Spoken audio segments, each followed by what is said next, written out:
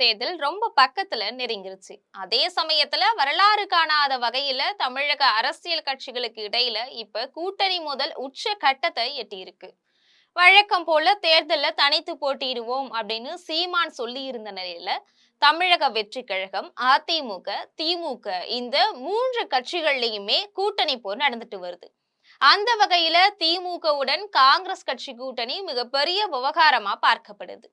இது மட்டும் இல்லாம விடுதலை சிறுத்தைகள் கட்சி, மறுமலர்ச்சி திராவிட முன்னேற்ற கழகம், கம்யூனிஸ்ட் கட்சிகள் அப்படின்னு பல கட்சிகளும் தங்களுக்கு கூடுதல் தொகுதிகள் ஒதுக்கி தரணும் அப்படின்னு கோரிக்கை வச்சுட்டு வராங்க.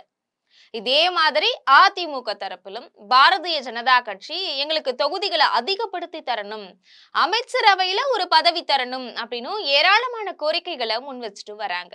இந்த நிலையில தமிழக அரசியலை பொறுத்த வரைக்கும் மருத்துவர் ராமதாஸ் தலைமையிலான பாட்டாளி மக்கள் கட்சியும், பிரேமலதா விஜயகாந்த் தலைமையிலான தேமுதிகவும் யாருடன் கூட்டணி அமைக்க போகிறார்கள், என்ன முடிவு எடுக்க போகிறார்கள், அதை பற்றி தினந்தோறும் பரபரப்பு பேச்சா நிலவிட்டு வருது.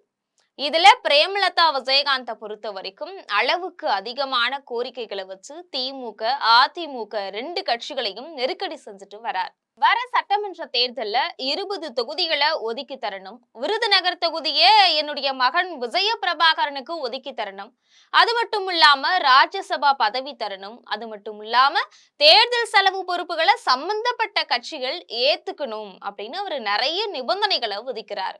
அதிமுக தரப்புல மொத்தமாவே இந்த கோரிக்கைகள் நிராகரிக்கப்பட்டு எடப்பாடி பழனிசாமி அடுத்த கட்ட பணிகள்ல இறங்கிட்டார்.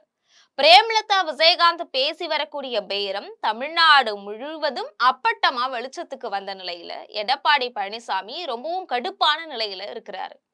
இதுக்கு இடையில திமுக தரப்புல தேமுதிகவை கூட்டணியில சேர்த்து கொள்ளலாம் அப்படின்னு மு.க.ஸ்டாலின் உட்பட பெரும்பாலான மாவட்ட செயலாளர்களும் ஆதரவு தெரிவிச்சாங்க. முன்னாடியே அதிமுக சார்பில் ராஜேந்திர பாலாஜி பேச்சுவார்த்தை நடத்தி இருந்த நிலையில அடுத்த கட்டமா திமுக தரப்புல அமைச்சர் ஏவா வேலு பேச்சுவார்த்தை நடத்தினார். கடைசி கட்டமா 10 தொகுதிகளை ஒதுக்கி தர்றதாகவும், விஜய் பிரபாகரனுக்கு ராஜ்யசபா பதவி தர்றதாகவும், விருதுநகர் தொகுதி ஒதுக்கி தர்றதாகவும், தேர்தல் செலவு பொறுப்புகளை ஏற்றுக்கொள்வதாகவும், இது மட்டும் இல்லாம ஆண்டாள் அழகர் கல்லூரி விற்கப்பட்ட விவகாரத்துல மீதம் இருக்கிற 150 கோடி ரூபாய் பணம் வசூலிச்சு தரதாகவும் பேச்சுவார்த்தை நடத்தப்பட்டுச்சு.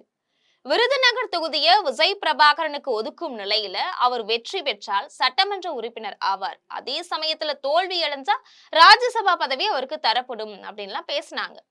இருந்தாலும் பிரேமலதா விஜயகாந்த் இதுக்கெல்லாம் இன்னமும் பிடி கொடுக்காம இருக்கிறாங்க.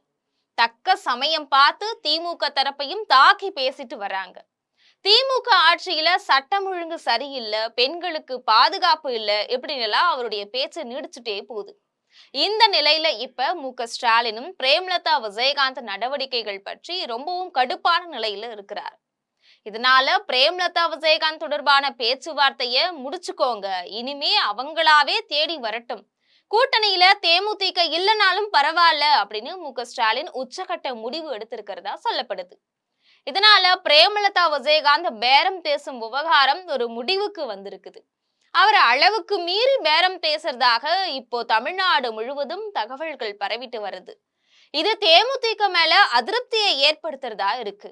இந்த நிலையில பிப்ரவரி 3வது வாரம் தன்னுடைய முடிவை வெளியிடலாம் அப்படின்னு பிரேமலதா விஜயகாந்த் முடிவு எடுத்திருக்கிறதா சொல்லப்படுது.